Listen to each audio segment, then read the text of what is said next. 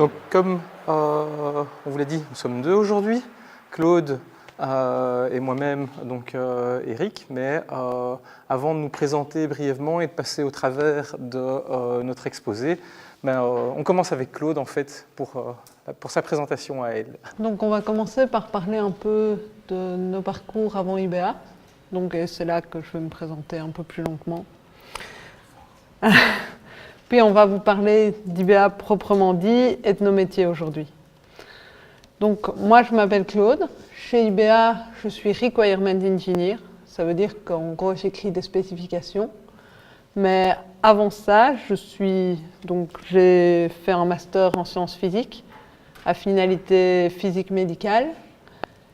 Et puis j'ai été travailler 1 an dans le monde de l'assurance, de l'IT pour l'assurance. Donc si vous avez des questions qui concernent ce domaine-là aussi, n'hésitez pas. Voilà. Quant à moi, j'ai un parcours qui démarre un peu de la même manière que Claude. J'ai une licence en physique, à l'époque il n'y avait pas encore de master, je suis sorti en 2000, avec des sujets sur le mémoire, c'est un mémoire plutôt à orientation, je vais dire, expérimentale, sur des caractérisations de fibres wavelength shifter qui ont la propriété d'absorber de la lumière dans un certain range spectral et de la réémettre à plus basse fréquence, donc à plus grande longueur d'onde. Les utilisés dans les expériences de physique des hautes énergies. Ensuite, j'ai fait un DEA en 2000-2001 et ma thèse à l'UCL ici de 2001 à 2006 autour de l'expérience CMS et du trajectographe. Vous avez sans doute entendu qu'aujourd'hui, l'UCL travaille sur une refabrication quelque part, une remise à jour du trajectographe central de CMS pour le CERN. Ma thèse, en fait, est dans le contexte de la première fabrication de ce tracker. Mais avant de passer à ce qu'on fait aujourd'hui chez IBA, on voulait vous introduire ce qu'était IBA et d'où elle venait en particulier. Alors, IBA, c'est une idée, voilà, on vous l'a dit, c'est 86, centre de recherche du cyclotron. À la base, l'idée c'était de mettre sur le marché un cyclotron pour la production de radioisotopes. À l'époque, ces cyclotrons produisent à la fois des radioisotopes pour l'imagerie médicale et font encore un peu de recherche nucléaire. Là, on parle d'énergie relativement basse, on est à 30 mégaélectronvolts. Très rapidement, ils se sont rendus compte que de cette idée initiale, en fait, le marché n'était pas suffisamment grand pour faire vivre l'entreprise, même si l'entreprise a très bien décollé au début. Très rapidement, ça a saturé. En fait, on a inondé le marché avec cette machine de 30 MEF. Et il a fallu trouver d'autres créneaux. Le créneau, c'est les cyclotrons à basse énergie pour la production de radioisotopes. Démarrage en 1990 avec la mise au point d'un cyclone à 18 MEF. Ensuite, on a acquéri et on est rentré sur le marché des applications industrielles en 92 pour signer un premier contrat en protonthérapie en 94.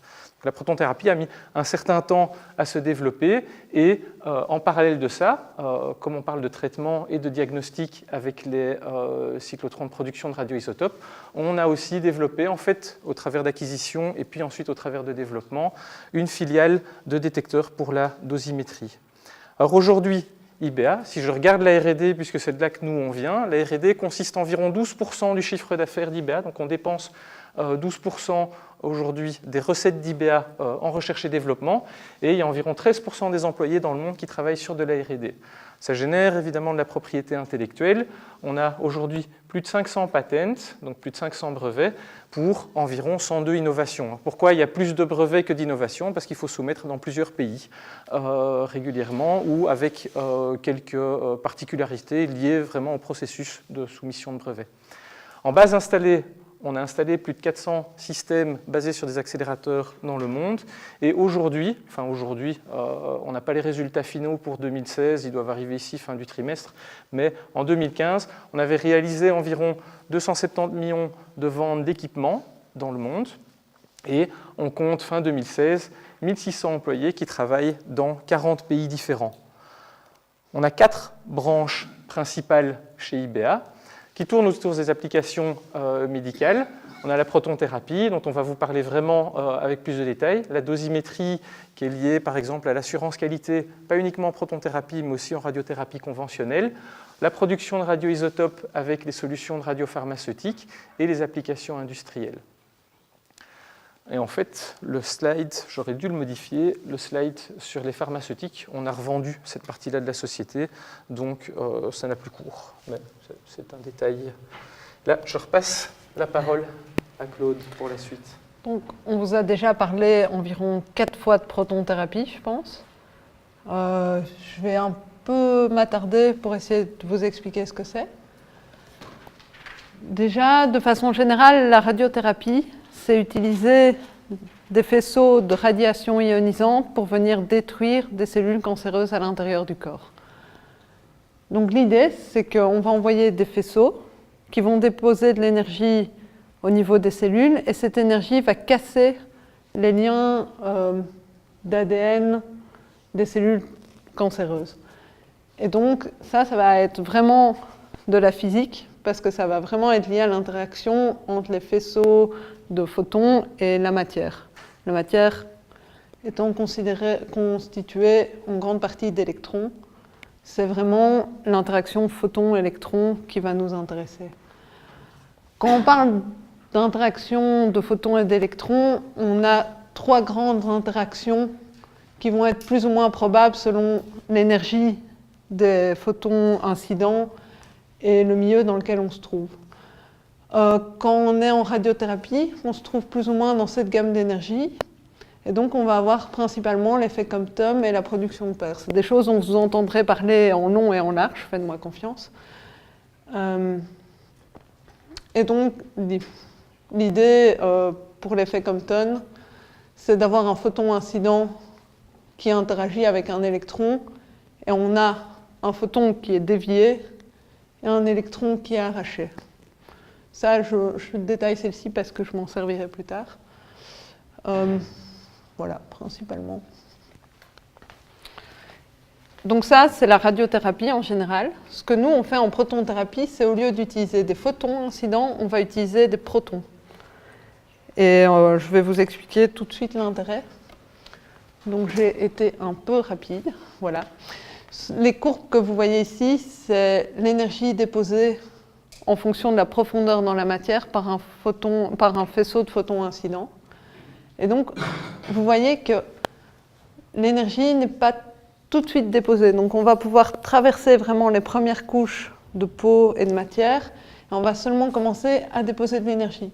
Par contre, ce que vous voyez, c'est que tout en aval de la trajectoire, on continue à déposer de l'énergie. Et ça, c'est intéressant à retenir. C'est parce que les photons ont une probabilité d'interagir, et donc certains interagissent, d'autres n'interagissent pas et continuent leur trajectoire. Grosso modo, c'est ça qui se trouve ici derrière. Et donc, si on veut décrire ça en équation, on obtient des choses comme celle-ci, que vous pourrez revoir aussi à votre aise dans quelques années. Ce qui est principalement intéressant ici, oui, donc ici par contre, on a switché, je vous l'avais promis, on ne parle plus de photons, on parle de protons. Ça, c'est l'énergie déposée par une particule chargée dans la matière. Et donc, ce qui est intéressant ici, c'est que vous voyez, il y a ce petit facteur bêta carré au dénominateur, qui en fait est proportionnel à la vitesse. Et ce que ça nous dit ici, c'est que quand la particule va perdre de la vitesse, elle va déposer de plus en plus d'énergie. Et plus elle dépose de l'énergie, moins elle a de vitesse. Et donc, plus elle va déposer d'énergie. Et vous voyez qu'il va se passer quelque chose, là. On tient quelque chose. Et si on regarde graphiquement ce que ça donne, tout au long de sa trajectoire, elle dépose de plus en plus d'énergie. Et on a cette singularité ici qu'on appelle le pic de Bragg. Et en plus, on voit qu'en aval du pic de Bragg, on n'a pas d'énergie qui est déposée. C'est quelque chose qu'on va revoir plus tard, c'est pour ça que j'insiste dessus. Donc ici, on avait des photons dans la matière. Vous retenez bien la forme de cette courbe. Ici, on a des protons dans la matière. Et donc, ça veut dire qu'à ce point-ci, ce qu'on veut, c'est avoir nos cellules cancéreuses. Donc, ça veut dire que mon proton va rentrer dans la matière, ne pas déposer trop d'énergie, et je vais essayer vraiment de calculer l'énergie incidente de mon proton pour que ici, j'ai mes cellules cancéreuses qui reçoivent le maximum d'énergie, parce que c'est ces cellules-là que je veux tuer. toutes les cellules que j'aurai plus tard ne recevront pas d'énergie. Et ça, c'est vraiment le problème clé en radiothérapie. J'aurais dû commencer par là, en fait. C'est que ce qu'on veut faire, c'est tuer les cellules cancéreuses, mais à côté de ça, on a toutes les cellules qu'on ne veut pas tuer, ce qu'on appelle communément les organes à risque. Et c'est vraiment le problème qui occupe tout le monde en radiothérapie, c'est comment donner un maximum d'énergie au niveau des cellules cancéreuses et épargner tant que possible les organes à risque. Parce que si je reprends cette courbe-ci, si je veux augmenter la dose au niveau de ma tumeur, mettons que je considère la courbe verte, j'aimerais bien que ma tumeur soit ici, mais tout ce qui est ici va recevoir de l'énergie. Et ça va nous amener donc aux indications cliniques de la protonthérapie.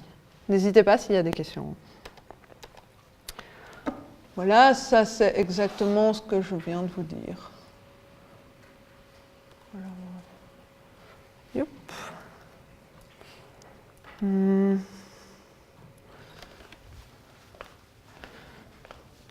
Et donc, j'ai dit que je voulais avoir ma tumeur ici, mais si ma tumeur est plus large, ce que je vais faire simplement, c'est jouer un peu sur l'énergie de mes protons incidents pour pouvoir décaler ce pic. Et donc, si je décale ce pic et que je superpose des photons d'énergie différentes, je vais pouvoir obtenir cette forme caractéristique qui va pouvoir me permettre d'irradier une tumeur qui se trouve ici, par exemple. Donc, comme je l'ai dit, ici en aval, on n'a pas de dose, tandis que si on utilise des photons, on a des doses. Alors, quand on irradie des tissus qui ne sont pas cancéreux, on peut avoir plusieurs effets. On a des effets court terme. D'abord, ce qui est représenté ici, c'est la même chose que ce que je viens de vous dire, mais en 2 dimensions. Et donc, quand on a un faisceau de protonthérapie, on voit qu'on peut arriver à conformer vraiment la tumeur et à épargner tout ce qui se trouve autour. Tandis que si on utilise des faisceaux de photons, qui sont les 2 graphes à gauche, on va avoir beaucoup plus de matière, donc ici d'organes du corps qui vont être irradiés. Donc, ce qu'on peut avoir quand on irradie de la matière, j'ai dit, soit on tue les cellules, soit on abîme l'ADN de la cellule, mais elle n'en meurt pas. Et ce qui se passe quand on abîme l'ADN d'une cellule, c'est que plus tard, la cellule va essayer de se réparer, elle va mal se réparer, on va avoir une mutation. Alors là, soit la cellule meurt, soit éventuellement on peut avoir des cancers. Et c'est ce qu'on appelle les cancers radio-induits. Et c'est un phénomène assez connu que quand quelqu'un est traité pour radiothérapie, il a une probabilité non nulle de redévelopper un nouveau cancer à cause du traitement. Et donc, il y a un grand intérêt, évidemment, à essayer de ne pas irradier trop de matière pour essayer de limiter cette probabilité de redévelopper un nouveau cancer. Et c'est particulièrement vrai pour les traitements pédiatriques, puisque là, le patient va avoir toute sa vie devant lui, merci, pour développer éventuellement un cancer. Et donc, si on regarde ici les quelques chiffres qui sont assez intéressants, donc je vous ai dit, il y a 2 types d'effets quand on irradie une cellule. C'est soit on la tue, soit plus tard elle peut développer un cancer. Le fait de tuer des cellules, si on tue trop de cellules au niveau de certains organes, ça peut causer de gros dommages. Par exemple, si on irradie trop une moelle épinière, on peut rendre quelqu'un paraplégique. Si on irradie trop les nerfs optiques, on peut rendre quelqu'un aveugle. Et donc ça, c'est pas des probabilités. Si vous dépassez telle dose, vous observez tel effet. C'est direct. D'où l'intérêt en protonthérapie d'éviter un maximum ces organes radiosensibles sains et de pouvoir déposer vraiment la dose au niveau de la tumeur. Ici, c'est un tableau qui récapitule les effets vraiment déterministes dont je viens de vous parler. Par exemple, si on irradie le cerveau, on peut avoir des pertes de QI, des maladies au niveau du poumon, si on irradie le poumon. Et donc, vous voyez les probabilités, la différence entre des traitements en radiothérapie conventionnelle et des traitements qui utilisent les protons. La protonthérapie est de plus en plus reconnue comme un traitement vraiment indiqué pour certains types de tumeurs. Et il y a de plus en plus de littérature sur le sujet qui qui nous permettent de penser que c'est vraiment un type de traitement qui a de l'avenir. Donc ici, vous voyez l'évolution du nombre de publications sur la protonthérapie. Donc on voit que c'est un sujet encore très vivant, où il y a beaucoup de recherches, beaucoup de publications. Plus il y a de publications, plus il y a d'indications, plus les médecins l'utilisent. Plus les médecins l'utilisent, plus ils se rendent compte que ah, mais ça a peut-être telle et telle indication. Donc c'est vraiment quelque chose en pleine explosion. Et on prévoit que ça va continuer parce que pour voir cet effet, qu'on diminue la probabilité de cancer radio-induit chez les patients pédiatriques, par exemple, il va falloir encore quelques années, puisqu'on les traite maintenant, on doit attendre toute leur vie pour observer qu'effectivement, cette probabilité de cancer radio-induit diminue considérablement, comme on le prévoit. Ceci, c'est un petit slide juste pour situer quelle est la place d'IBA sur le marché. Donc voilà, on a plus de la moitié des parts de marché en protonthérapie sont au niveau d'IBA, donc c'est vraiment une grande success story, je pense qu'on peut le dire. Et je vais vous laisser, Eric, vous présenter plus précisément quelques systèmes.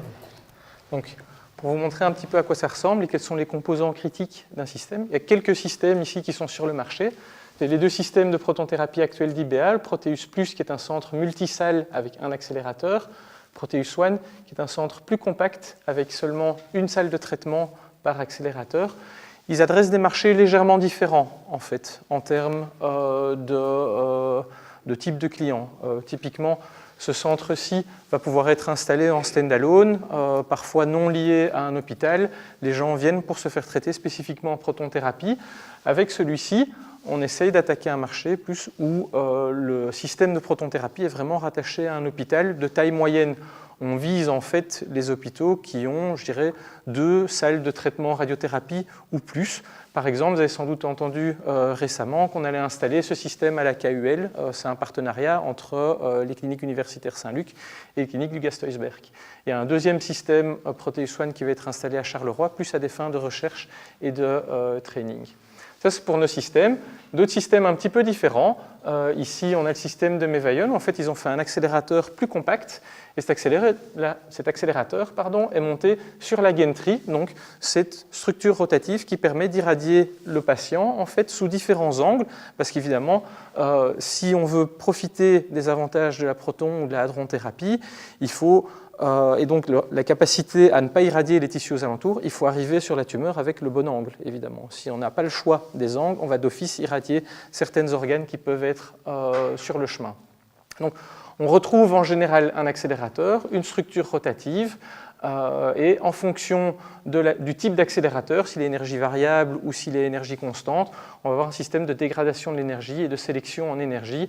C'est le bout de ligne de faisceau que vous voyez ici, en fait, dans le système d'un autre de nos concurrents qui est Pronova ici. Si on zoome sur le Proteus One, je vous ai dit, il y a un accélérateur, il y a une structure rotative qui est la gantry. Vous retrouvez l'accélérateur ici, la structure rotative ici. Si je continue à descendre vers le patient, je vais avoir un système de scan, parce que le faisceau fait quelques centimètres, enfin voire un peu moins d'un centimètre, il fait quelques millimètres carrés en fait en surface. Évidemment, la tumeur est beaucoup plus grande. Donc il faut un système qui permet de scanner le faisceau, ou en tout cas répartir le faisceau pour que l'irradiation ait la taille de la tumeur. À l'intérieur de la salle de traitement, on va retrouver des systèmes d'imagerie médicale qui permettent de positionner et vérifier le positionnement du patient. Et on a évidemment aussi une salle de contrôle. En fait, on a tendance à l'ignorer, on a tendance à ne pas le voir, mais le software et les programmes qui permettent de contrôler le système, faire la planification du traitement, sont en fait une large partie peu visible du produit. On vous a parlé des protons. En fait, on peut aussi irradier avec des particules plus lourdes. Dans le cas où on irradie avec des particules plus lourdes, en fait, pour atteindre la même profondeur dans le patient, pouvoir traiter les mêmes tumeurs, en fait, on va avoir besoin de faisceaux qui sont plus énergétiques. En fait, quand la particule est plus lourde, ce qui se passe, c'est que ce qu'on appelle sa rigidité magnétique qui est le rayon de courbure à une énergie donnée pour un type de particule, en fait, cette rigidité magnétique va augmenter.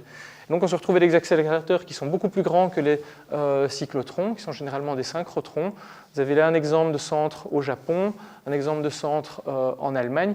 IBA n'a pas encore produit de centre qui permet de traiter avec du carbone, mais on a un accélérateur en fait, qui est aussi un cyclotron qui est dans les cartons. Et si notre accélérateur actuel en protonthérapie fait aux alentours de 50 tonnes, l'accélérateur, le cyclotron, qui fait un peu le même job, mais pour du carbone, lui, il fait aux alentours de 600-800 tonnes si on compte tous les équipements afférents. Ça mène à ce qu'on fait aujourd'hui chez IBA. Je vais parler en premier de mon cas. Si je reprends la petite ligne du temps que vous avez vue là tout de suite, moi j'ai commencé chez IBA fin 2005, en septembre, pour travailler sur ce qu'on appelle la BNCT. La BNCT, c'est encore un autre type de traitement, en fait, où là, l'idée, c'est d'irradier le patient avec un faisceau de neutrons. On a infusé, et quand on parle d'infusé, on parle vraiment d'injection à très haute dose, le patient avec un composé qui comporte du bore. Ce bore va se fixer principalement sur la tumeur, en tout cas c'est l'idée de la BNCT, et quand le faisceau de neutrons interagit avec le bore, on va créer un alpha et un lithium qui ont des ranges, des distances de parcours très courtes dans le patient, et donc un dépôt de dose très local, et c'est comme ça qu'on va traiter le tumeur, non pas par déposition directe de la dose comme c'est le cas en protonthérapie, mais de manière indirecte, en fait, après interaction. C'était le premier projet sur lequel j'ai travaillé.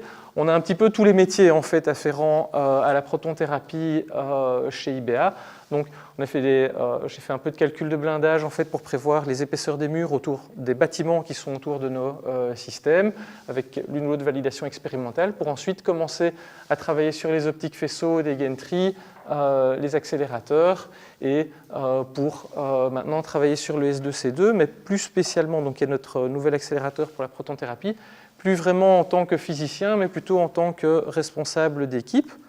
J'ai en charge ce qu'on appelle l'équipe Beam Production System au sein des accélérateurs, au sein de la R&D. Et donc, il y a plusieurs métiers, en fait, dans cette équipe. Il y a des métiers de gestion de projet. La gestion des requirements, Claude va vous en parler un petit peu plus, c'est la manière dont nos systèmes s'interfacent les uns avec les autres et dont on vérifie que chaque sous-système en fait, fait le boulot pour lequel il est prévu. J'ai une équipe de physiciens, une équipe d'ingénieurs qui s'occupe plus de l'ingénierie vraiment système, et puis on a encore quelques personnes qui servent vraiment à faire plutôt de la veille technologique en fait, et des études préliminaires. Je vais me focaliser un petit peu sur les accélérateurs. Je vous ai parlé des synchrotrons, utilisés principalement pour le carbone. Celui-ci, par exemple, installé en Italie, fait 25 mètres de diamètre. Donc, ce sont des grosses machines. Les cyclotrons, il fait du carbone. Donc, si je veux être fair-play, je vais plutôt comparer nos systèmes à ce synchrotron-ci, qui est prévu pour la protonthérapie et qui, lui, fait plutôt 4 mètres de diamètre au total. Les aimants montent à relativement haut champ. Voilà, voici quelques systèmes qui illustrent les cyclotrons pour la protonthérapie. Vous avez les deux machines IBA aux extrémités et les machines de nos concurrents entre les deux. Là, on vise des protons d'au moins 230 MEF en sortie machine. Les machines font quelques mètres de diamètre. Celui-ci, en fait 1,50 m. Je ne sais pas pourquoi il ne l'affiche pas. Et le taux de répétition est important, ça on va y venir, en fait c'est le nombre d'impulsions par seconde qui peuvent sortir de la machine, ça c'est important pour la rapidité du traitement donc lorsqu'on traite un patient. J'ai mis les deux barres, en fait c'est pour un autre séminaire aussi, c'est pour comparer la taille des systèmes, parce qu'en fonction du type de bobines qu'on va utiliser pour générer le champ magnétique, si elles sont supraconductrices ou normales, on peut avoir des machines qui ont potentiellement des tailles différentes. Sur ces machines-ci, la seule qui a un conducteur en cuivre normal, c'est la machine d'IBA qui a été développée dans les années 90. Les trois autres ont des bobines supra, donc ils sont refroidis à très basse température, aux alentours de 4 Kelvin, et ça permet de générer des très hauts champs magnétiques parce qu'en fait, il n'y a pas d'effet Joule dans les conducteurs des bobines. Là, on rentre déjà un petit peu plus dans les détails d'ingénierie. Le principe de base du cyclotron dans certains de vos cours, on va vous dire que démontrer ça, c'est trivial, donc je vais vous laisser l'exercice aussi. En fait, une particule chargée dans un champ magnétique, elle va toujours tourner autour d'elles-mêmes, simplement c'est la force de Lorentz. Pour regarder la force de Lorentz dans un champ magnétique uniforme à relativement basse énergie, en fait, toutes les fréquences de rotation de ces orbites pour les particules chargées ne dépendent pas en fait, de l'énergie. C'est vrai tant qu'on est dans le cas non relativiste. À partir du moment où on est relativiste, on va avoir une fréquence qui diminue à champ magnétique égal. Donc, si je veux garder mon cyclotron isochrone, parce que le cyclotron il est basé sur le principe en fait, qu'on va simplement partir avec une très faible énergie, accélérer à chaque fois la particule, mais dans un champ magnétique homogène, ça permet de rester à fréquence constante. Donc, on va avoir une cavité accélératrice qui sera en fait calquée dont la fréquence est calquée sur le champ magnétique. Et quand il y a résonance entre les deux, quelque part, à chaque fois que ma particule va revenir dans ma cavité, elle va recevoir le kick, elle va être en phase avec le champ radiofréquence. Donc, en fait, tant que je suis non relativiste, ça marche bien. J'ai mon champ qui est homogène, ma fréquence qui reste la même, je peux accélérer toujours à la même fréquence. Quand ma particule devient relativiste, sa masse en fait, augmente avec l'énergie. Par exemple, pour des protons de 230 MeV, on est déjà à 60% de la vitesse de la lumière, on est déjà en régime relativiste. Ça veut dire qu'au cours de mon accélération, si je veux rester à la même fréquence, je dois augmenter le champ moyen dans mon cyclotron avec le rayon. Ça marche bien, mais, et là je vais tout faire apparaître d'un coup. Tout ça marche bien. Un petit problème, c'est qu'il faut focaliser le faisceau aussi. Si je ne fais rien pour focaliser le faisceau et que je reste dans mon champ isochrone, à ce moment-là, mon faisceau va exploser gentiment. Je ne vais pas être capable de l'exploiter. Je ne vais non seulement pas l'amener à l'énergie nécessaire, mais en plus, je ne vais pas être capable de le sortir de la machine. On a deux concepts, en fait, pour la focalisation du faisceau, mais tous les deux, en fait, sont un peu résumés dans ces deux premières équations-ci, où ce qu'on voit en fait sont les fréquences d'oscillation bêta-tron du faisceau dans le champ magnétique. L'oscillation bêta-tron, c'est un peu la respiration du faisceau, en fait. Mon faisceau va grandir, puis je vais le refocaliser, il va rapetisser un petit peu dans ma machine, et puis en fait, ceci, comme je suis dans une structure où je tourne sur une spirale dans mon accélérateur, quelque part, je vais avoir des conditions de résonance, je vais pouvoir voir apparaître une fréquence, en fait, quelque part, où on va exprimer cette respiration en fonction du nombre de tours dans la machine. Vous voyez que j'ai le gradient du champ magnétique en fonction du rayon qui est présent dans ces deux équations. Or, comme c'est une expression où j'ai ma fréquence qui, prise au carré, dépend de cette expression-ci, il faut que mes deux valeurs ici soient positives, sinon j'ai une fréquence qui n'existe pas. Une fréquence qui n'existe pas, ça va nous amener à des conditions en fait, où le faisceau explose. Donc, le cours de cette histoire-là, c'est que mon gradient de champ magnétique doit être maîtrisé pour avoir un mouvement contenu d'oscillation bêta-tron dans les deux plans, mais en plus, je suis limité dans les valeurs de variation de champ magnétique avec le rayon parce que mes deux valeurs doivent être positives et vous voyez que le signe en fait, de mon gradient intervient de manière opposée dans mes deux équations. Donc en fait, j'ai un problème, c'est que si je veux continuer de focaliser mon faisceau, j'ai besoin non seulement d'un champ qui diminue avec le rayon, mais en plus qui a une certaine valeur. Or, pour rester isochrone, je ne peux pas avoir un champ qui diminue avec le rayon, donc je dois trouver un autre système. Et ce qu'on appelle la focalisation faible pour focaliser le faisceau ne fonctionne pas sur un cyclotron isochrone. Alors on a des cyclotrons qui fonctionnent de manière non isochrone, c'est les synchrocyclotrons. Et là, le champ diminue bien avec le rayon, mais alors j'ai un faisceau qui est pulsé, je n'ai plus un faisceau continu. C'est cette famille-ci de cyclotrons. Dans le cas où je reste isochrone, à ce moment-là, j'ai un champ moyen qui augmente avec le rayon. Pour pallier au manque de focalisation dû à la focalisation faible, on ajoute ce qu'on appelle la focalisation forte, qui implique une alternance de champs magnétiques importants et plus faibles le long des orbites de ma spirale, et une spiralisation, donc une forme un peu particulière des pôles, qui permet à ce moment-là de garder le faisceau contenu à l'intérieur de la machine. Alors là, on rentre déjà dans les détails. Le cours de l'histoire, si vous regardez un cyclotron d'assez grande taille, en fait, vous pouvez retrouver tous ces éléments simplement parce que ce qui est gris, vous allez observer les pôles. Les bobines qui génèrent le champ ici sont en jaune dans ce cyclotron-ci. Et ce qui sert à l'accélération du faisceau, est en cuivre. Et là, je vois les cavités résonantes en fait, qui viennent donner le petit coup sur le faisceau qui permet d'accélérer jusqu'à 230 MeV. Ce qui est intéressant quand on regarde tout au centre, la cheminée ici, c'est là où on génère le faisceau, c'est qu'on peut observer la spirale d'accélération. Vous ne le voyez peut-être pas très bien, mais on voit une orbite ici, une deuxième orbite ici, encore une troisième ici. Et donc, c'est vraiment le tout début de l'accélération du faisceau. Ça, c'est vraiment ce qu'on fait dans l'équipe dans laquelle je suis aujourd'hui. On a d'autres métiers qui est de fournir du support en fait, pour les métiers des physiciens qu'on a par exemple dans l'équipe, qui principalement pour les accélérateurs consiste à faire du design d'optique faisceau, de la modélisation de champs magnétiques, etc. Alors on fournit du support aussi à la ligne de faisceau qui délivre vraiment la dose au patient. Et là, il y a plusieurs modes de délivrance en fait, du faisceau. Le premier, qui est le plus vieux et le plus simple, en fait, je vous ai parlé du fait que la taille du faisceau était petite et qu'il fallait l'éclater pour avoir une conformation de la taille du traitement avec la taille de la tumeur dans le patient. La première méthode, c'est de dire on va diffuser le faisceau avec des méthodes donc, qui impliquent l'utilisation de différents diffuseurs et puis ensuite d'utiliser des collimateurs. Ce n'est pas très efficace parce qu'on perd beaucoup de faisceaux quand on fait ça. Donc on a essayé d'autres méthodes mais qui sont similaires où on fait du double scattering. Là il y a plus en fait de dispositifs mais finalement la conformation de la dose avec ces systèmes-là n'est pas terrible parce que si on n'a pas de dose en aval de la tumeur, on en a quand même encore un petit peu en amont.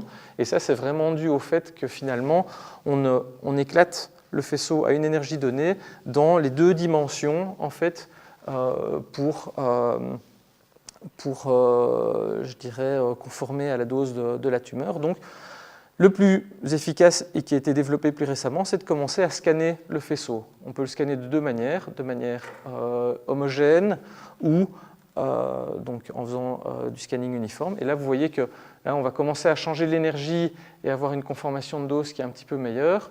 Mais le top aujourd'hui, c'est plutôt de travailler avec, j'ai été un coup trop vite, avec ce qu'on appelle le pencil beam scanning. On n'a plus de collimateur entre les aimants de scan et la tumeur.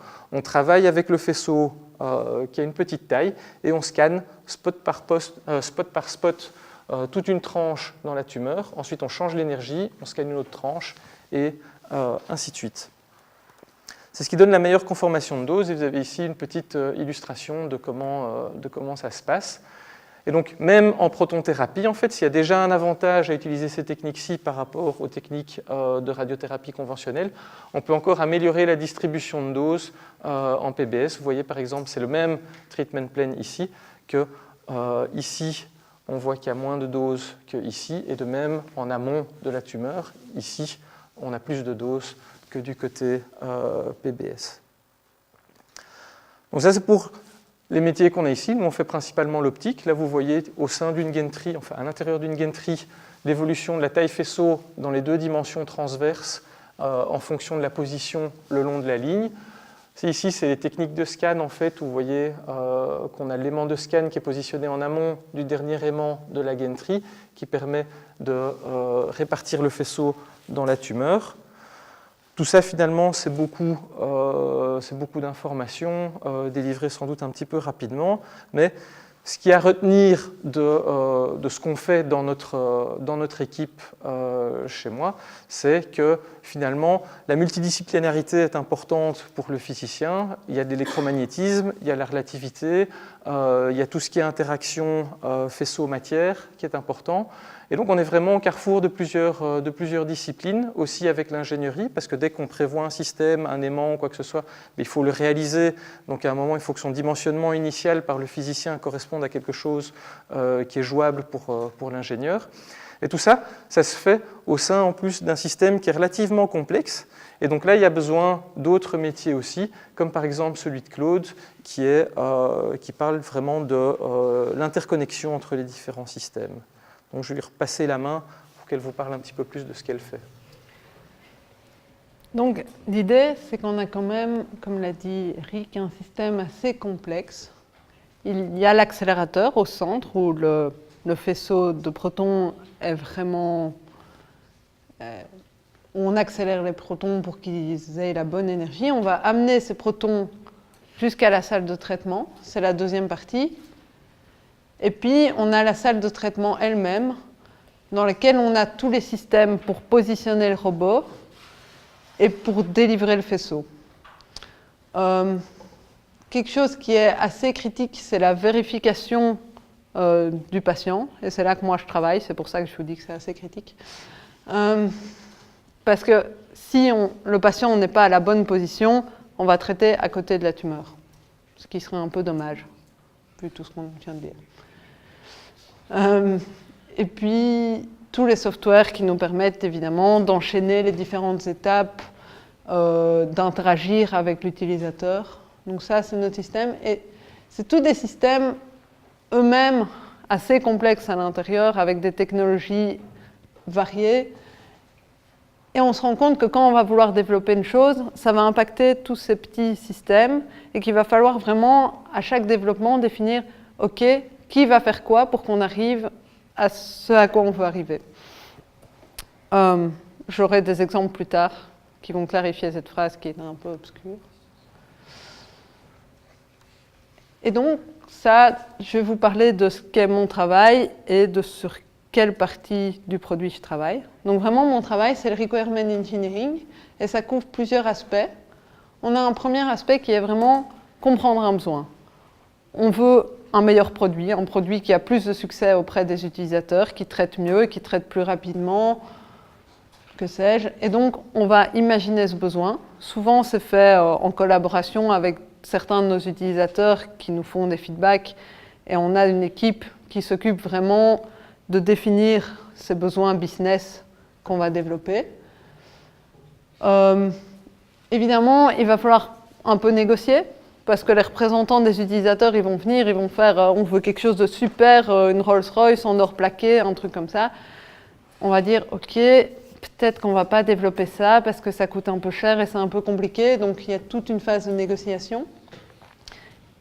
Au bout d'un moment, on sait ce qu'on veut et donc on va commencer à définir, ok, ça va impacter le BPS, il va devoir faire un faisceau plus énergétique, plus rapidement, plus de particules par seconde, ça va impacter la partie salle de traitement parce qu'on va devoir bouger les équipements plus vite, ce genre de choses. Et donc c'est un travail qui se fait main dans la main avec ce qu'on appelle l'architecte système, qui est vraiment par composant la personne qui connaît le mieux la technologie, pour vraiment définir quel sous-système va devoir faire quelle fonctionnalité à quel moment.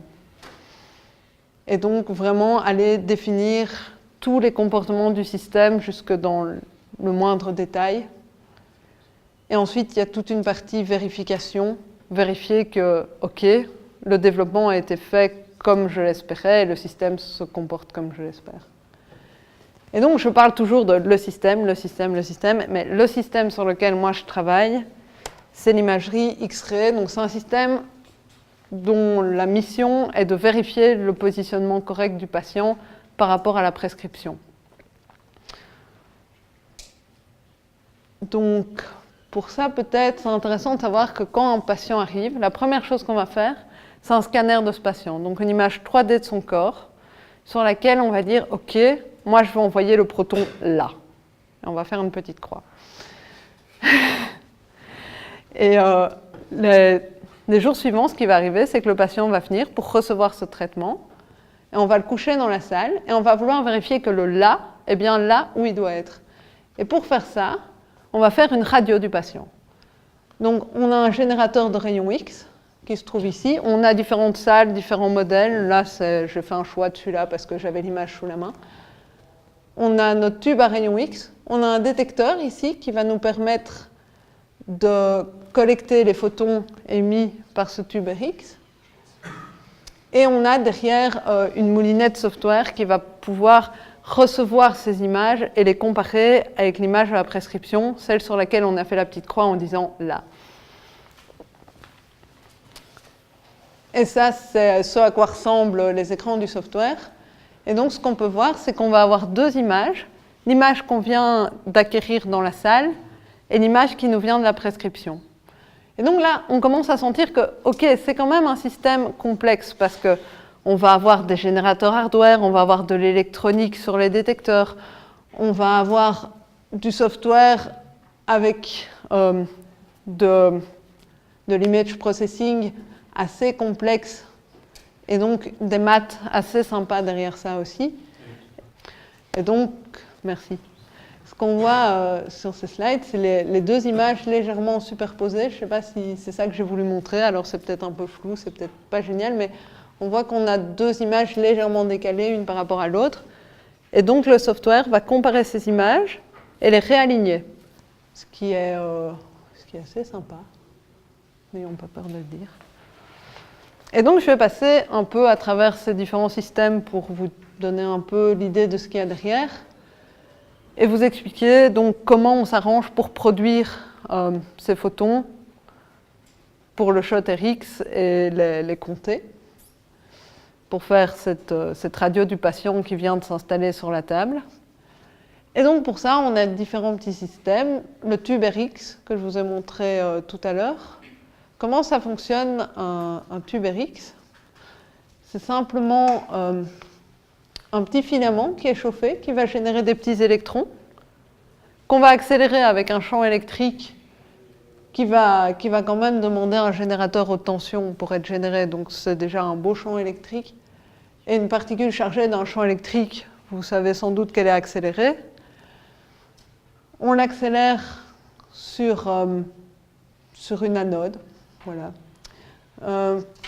qui est de la matière. Un électron et de la matière, ça génère des rayons X et du rayonnement de freinage. Et donc on va avoir ce qu'on appelle le faisceau RX qui va nous permettre d'imager notre patient juste avant le traitement. Yep. Donc ça, c'est ce que je viens de dire, qu'un électron et de la matière, ça générait des rayons X et du rayonnement de freinage. Voilà. Yep. Et donc, ces rayons X vont être plus ou moins arrêtés par le patient, et c'est ça qui va donner une radio.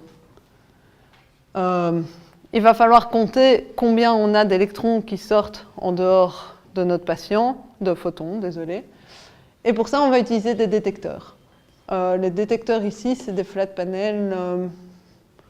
Le principe, c'est qu'on a donc nos rayons X qui arrivent, puis on a des couches de matériaux qui vont intensifier ce signal et nous permettre de le mesurer. En sortie de ça, on a pas mal d'électronique et puis on peut mesurer notre signal. Tout ça, c'est du matériel principalement qu'on achète tout fait chez IBA. On ne le développe pas à maison. C'est un choix. Et donc, maintenant, je vais un peu passer dans la partie vraiment, OK, quel est le lien finalement entre compter des photons sur un détecteur et pouvoir faire reconstituer une image du patient? Donc c'est tout ce qu'on appelle la partie reconstruction d'image. C'est vraiment ce lien entre je compte mes photons sur mon détecteur et paf, en sortie, j'ai une image. C'est quand même magique quand on y pense. Et donc, ça, c'est lié à la probabilité d'interaction du photon incident avec la matière. Et c'est cette différence de probabilité selon les différents composants du patient qui va nous permettre de reconstituer cette image en niveau de gris, telle qu'on la connaît quand on fait une radio. Et donc ça, c'est le cas idéal. Donc on a un faisceau de photons qui arrive, il interagit, les photons interagissent ou n'interagissent pas, et donc en sortie, on peut compter et en déduire la probabilité d'interaction. Mais ce que j'ai dit tout à l'heure, c'est qu'un photon qui interagissait avec un électron, ça pouvait éventuellement dévier mon photon.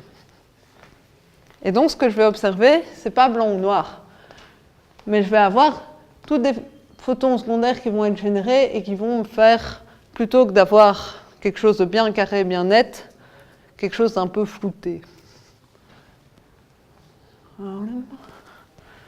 Et ça, c'est typiquement tous des problèmes sur lesquels on travaille au quotidien. c'est arriver à caractériser la physique qui se trouve là derrière et pouvoir en faire une image de meilleure qualité. Ça va être toutes des corrections qu'on va devoir implémenter chez nous. Okay. Et donc, c'est ce que je viens de vous dire. Si on n'implémente pas ces corrections en modélisant ces interactions photon-matière, on va avoir ce type d'image, alors que la vraie image qu'on aurait dû avoir, c'était celle-ci.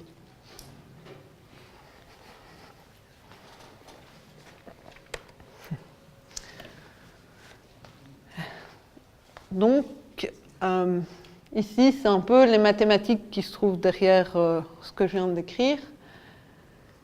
Quand on a nos photons qui arrivent, qui traversent le corps et qu'on compte à l'arrivée sur le détecteur, ce qu'on va faire, en fait, c'est projeter tout notre patient sur le détecteur. Et ça a un nom, c'est une transformée de radon. Voilà. Voilà. Et donc, on va pouvoir faire des mathématiques assez poussées pour travailler avec cette projection qu'on a eue. Et vraiment, l'idée, ici, c'est de dire que ce qu'on mesure, c'est au niveau du détecteur, donc c'est au niveau d'ici. On mesure un certain nombre de photons, et on va se dire, OK, je vais prendre ce que j'ai mesuré ici, et je vais faire un peu l'hypothèse que je peux refaire la projection dans l'autre sens de façon uniforme. Si je veux donner l'intuition, c'est un peu ça qui se passe. Et maintenant, si je veux mettre les équations derrière, c'est des choses comme ça. Vraiment, ici, ce que je voulais vous montrer, c'est qu'on a des métiers qui demandent un beau background mathématique. C'était un peu l'idée de vous faire peur avec des équations un peu compliquées. Visiblement, c'est raté.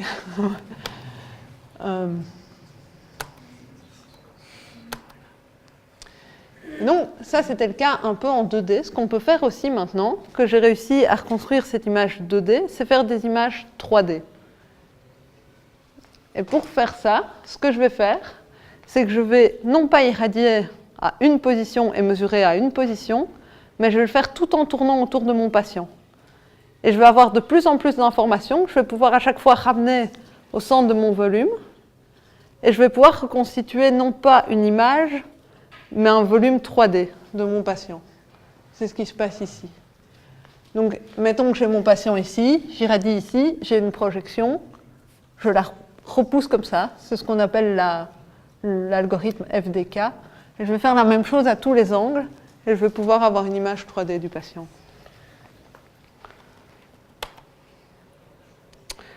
Voilà. Donc, OK, on sait d'où viennent les électrons, on sait qu'on peut... les photons. On sait d'où viennent les photons, on sait qu'on les mesure, qu'à partir de ce que je mesure, j'ai une image. Maintenant, je vais attaquer la partie, je compare cette image à l'image de la prescription. Et pour faire ça, ce qu'on fait, c'est définir une métrique qui dit combien les deux images sont semblables. Et plus je les ramène une sur l'autre, plus mes images sont semblables. Et donc, ce que je vais faire, c'est que je définis ma métrique et ça devient un problème d'optimisation. À quel moment je suis au maximum de cette métrique? Et donc, ça c'est un nouvel aspect, c'est des problèmes d'optimisation. Donc, ça, c'est un autre système pour comparer deux images qui est basé sur le fait de reconnaître des structures qu'on marque sur les deux images et on demande au software de retrouver quelle correction il doit appliquer pour que ces points matchent. Et donc ici, ça va plutôt être des changements de repères, des multiplications matricielles, ce genre de problèmes mathématiques. Et donc, l'intérêt de faire cette image 3D par rapport à l'image 2D, parce que je peux revenir sur votre question, si je fais une image 3D, ça va être encore beaucoup plus de doses données au patient. C'est de l'ordre de 100 fois la dose. Donc, il faut vraiment pouvoir justifier ça. Et c'est vraiment de pouvoir voir l'anatomie du patient au niveau de ces tissus mous, ça a plusieurs intérêts. Déjà, on va pouvoir quantifier, ok, est-ce que ma tumeur évolue bien? C'est plus lié seulement au positionnement, mais aussi à du suivi diagnostique. On peut assesser les changements anatomiques du patient et décider éventuellement de là si mon traitement est encore valable. Parce que si mon patient a beaucoup évolué, la prescription qu'on a calculée n'est peut-être pas correcte. Et c'est ce qu'on appelle l'adaptive treatment, c'est de dire, ok, est-ce que mon patient qui est là aujourd'hui sur ma table, est-ce que je peux le traiter avec la prescription que j'ai faite il y a 10 jours ou est-ce que je dois faire quelque chose pour corriger cette prescription? On voit ici, pour un même faisceau, les deux distributions d'énergie au sein de mon patient, qui a changé simplement parce que mon patient a évolué au cours de son traitement. Soit la tumeur a bien répondu, elle a diminué, soit elle a augmenté, soit mon patient a perdu du poids. On peut imaginer toutes sortes de scénarios. Et ça, c'est, je pense, un grand challenge pour le futur. Et donc, vraiment, ce qui est sympa dans mon job, c'est que c'est vraiment un produit assez complexe qui introduit beaucoup de technologies différentes. Et par exemple, si je veux faire une image 3D, comme je l'ai dit, je vais avoir plein d'acteurs qui rentrent dans le jeu. Je vais avoir mon faisceau, mon software d'abord qui interagit avec l'utilisateur, qui va devoir dire au faisceau « attention, toi tu vas devoir tirer », qui va dire en même temps au détecteur « attention, toi tu vas devoir lire quelque chose », je vais recevoir l'image, je vais devoir travailler ça avec des mathématiques. À côté de ça, j'ai dit que notre système tournait, donc on va devoir commander des moteurs. Donc on sent que c'est quand même... Il faut à un moment définir qui fait quoi, sinon c'est le bordel, entre guillemets. Voilà, et donc moi, ma mission un peu, c'est vraiment définir qui fait quoi et garantir la consistance. Si quelqu'un demain vient avec une demande, je vais me dire, ok, est-ce que c'est compatible avec la façon dont on travaille aujourd'hui? Est-ce que je n'ai pas deux demandes contradictoires? Est-ce que les responsabilités de chaque système sont bien définies? Je dois aussi faire attention parce qu'on doit respecter toute une série de standards industriels et de lois sur notre travail, puisqu'on fait des appareils médicaux. On est quand même pas mal contrôlé, donc il faut montrer constamment que, ok, notre système est safe et qu'il traite correctement ce qu'il prétend traiter. Et voilà, comme je l'ai dit, c'est des technologies que je trouve assez passionnantes. Voilà.